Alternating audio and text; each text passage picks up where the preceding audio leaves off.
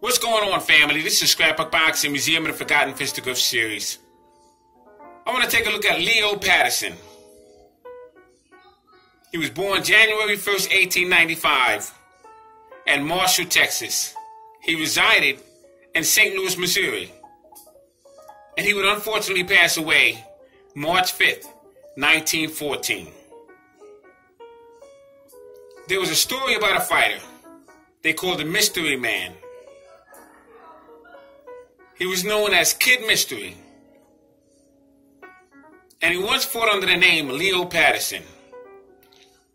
It was Thursday, July 20th, 1920. And Sacramento spectators crowded themselves into an L Street Arena. Now, the L Street Arena was a popular sport venue, mostly catered to amateurs and up-and-coming boxers. A lot of these fighters had talent. And these young men came to show off their talents with the hope of being discovered and picked up by a major promoter and a fast-talking hustler claiming to know someone who knew someone that can introduce him to someone, and that will maybe one day make them a star. And hopefully, in the near future, perform at the famous New York's Madison Square Garden. Now, these fighters were mixed up in different weight divisions.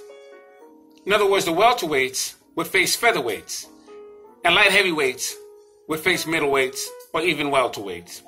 Now, the Mystery Kid, who was an imposter under the name of Leo Patterson. Leo Patterson was an AEF lightweight champion. And the AEF was an American Expeditionary Forces. It was a military boxer that fought all over the world. Now, the light heavyweight champion was Gene Tunney. In fact, in 1922, Gene Tunney would lose his title to a fighter by the name of Harry Greb. And that would be Gene Tunney's only loss. He would regain his title in 1925, but he would lose his AEF light heavyweight championship belt to future world middleweight champion Harry Greb. And a heavyweight champion was Bob Martin. Well, the lightweight champion was Leo Patterson, an African-American fighter who would be able to control all opponents any way he wanted.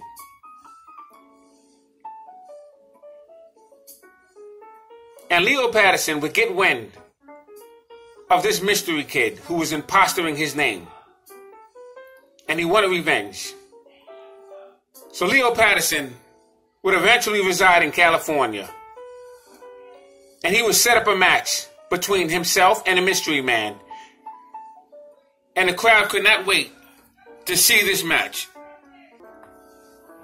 Now, this highly anticipated event was Sacramento's introduction to the warline boxing hero.